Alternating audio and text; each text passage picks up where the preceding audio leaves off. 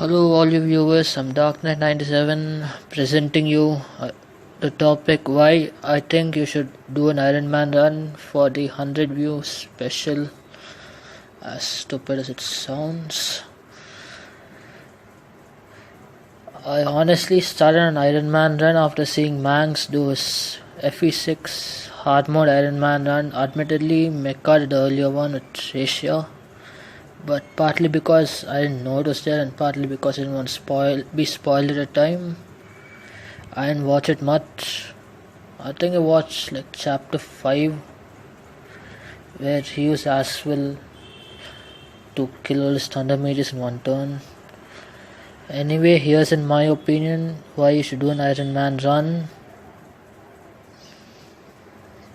What is an Iron Man? Iron Man runs and Fire Emblem are basically Fire Emblem Nuzlockes in a way. You do not reset if a unit dies, if you lose an item, and if the Lord dies, or you get a game over, you start all over again, or you can keep some penalties if you want from the beginning. Or you can restart the same chapter with some penalties like benching units equal to the amount of units you lost.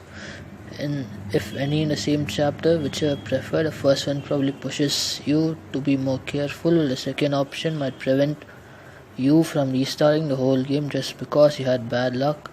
Let's say pick your poison. Perhaps Iron Man was inspired by the real world Iron Man triathlete event where athletes have to swim, run and cycle for very long distances, or from one of the games XCOM which do not have the option to reset but store the save data. So if you wanted to play, if you lost a unit and wanted to play again, basically restart a game. XCOM. Iron Man makes you a better player. If you want to keep your best units alive, obviously you have to calculate every step you do, every minor crit chance from the enemy. You will prevent doing risky strategies because you don't want to lose units. Admittedly, you will still use a unit or two. Even if you're a pretty good player, because most of them are habituated to resetting if your unit dies. You don't consider alternate options or the so-called bad units. This is not to say you should use Meg if Jill dies, or Gwendolyn or Wendy if your Marcus dies in FE6. But there are so many mediocre units that tend to get overshadowed by other units like Rutger outshadowing Fer, for example, who can act as excellent replacements for your so-called better units if they die. It makes you appreciate other cast. There's no longer Luke outshadowing Lilina because even the most skilled players can lose one or two units. This is not necessarily a bad thing, even if it puts you in a disadvantage, of course, compared to an efficiency run. Basically, the second unit acts as a replacement for your first unit. If you die, some of the units might get to shine like Fer, OJ, etc. It makes you appreciate how most Fire Emblem games are designed around Iron Manning them or playing them without resetting, at least in normal mode. In fact, if you're designing a hack, perhaps you should consider watching Markyjoe's video and analyzing Fire Emblem balance, which I'll leave in the description. Of course, you don't have to design it the way the devs do. In fact, I had more fun in H5 Shadow Dragon, which wasn't designed around Iron Manning the game, but it makes you appreciate what developers intended to do to make a Fire Emblem game. You will most likely get your favorite unit here. Before I did my FE6 hard mode Iron Man run, which I didn't complete by the way, my favorite units were variable and not fixed because I didn't put much thought to it. Now I can definitely say it's Fer because it's essentially one of my best units in a game run. Fer isn't particularly a great unit or something, but the fact that she's someone I can rely upon in my hard mode run without considering who's top tier or not, without thinking about playing quickly and playing mostly on my terms, makes me like Fer even more. Also, her Reno's supports are kinda adorable. It is a unique experience. Part of why I like Iron Man is that each run is really unique. For example, Mangs got a blessed lot, granted he lost him later on in a arena, which in my opinion was stupid, but you know, I'm not gonna tell more about it. Most people can't claim that they have an excellent lot. I know personal experience doesn't matter, comments incoming, and for me it was fair. She's pretty great in my run. You're not worried about turn counts or getting a perfect ending, which eventually makes the perfect ending, getting the perfect ending an Iron Man run really feel like you earned it instead of doing the usual resetting after unit dies. Do not do it on hard mode unless you're confident. You will realize the cost of letting your unit die, like Lalem dying for me and Mangs. We lost a lot of units. Doesn't let you get Percival, one of the best if not the best units in Fire Emblem 6, and still Mangs reached the end of chapter 22 only losing to Zephyr. You honestly get some funny moments like Bart getting crit by an armor slayer in Mangs' dream, or Tate suiciding to Green Archer in my run, which I didn't bother recording because I know I'd be talking about it. If you feel bored of Fire Emblem, try an Iron Man. It will definitely be a unique experience and improve you as a player.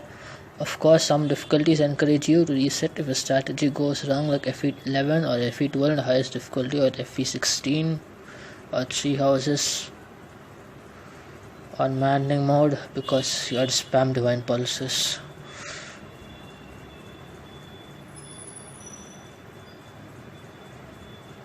Finally, it's a way Kaga intended players to play Fire Emblem.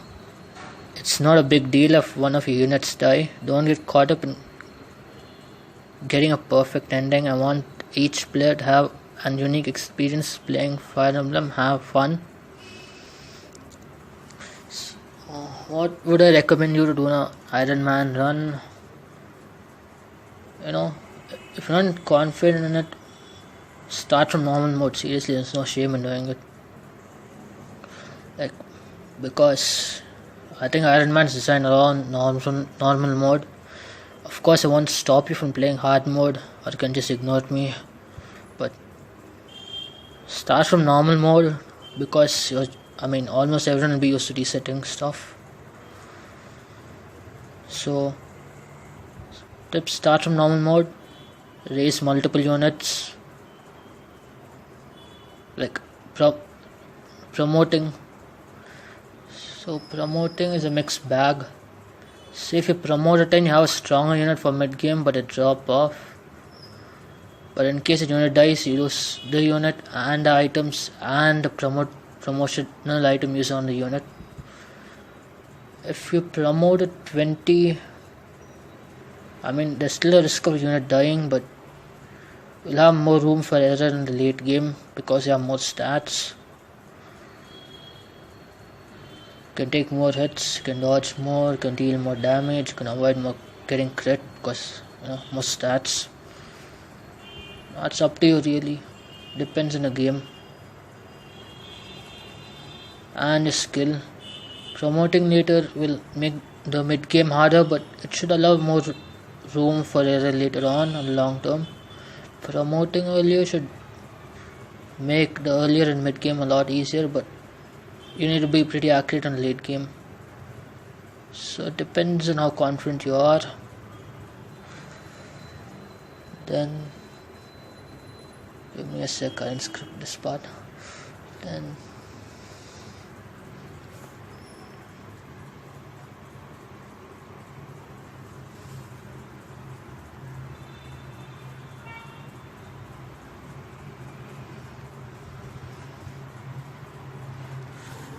okay, what units should I put a stat boosters on?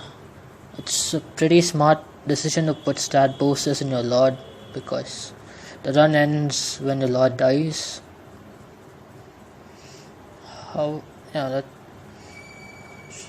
And things like goddess icons and skill books can be useful because extra hit and extra crit avoid can be very useful to have in an Iron Man run. You never know whether 1% extra hit or 1% extra crit avoid will make an extra difference. So have fun doing an Ironman run, and if you like this video, you can consider liking the video, subscribing to my channel, or sharing it across different platforms. I'd appreciate it. Have a good day.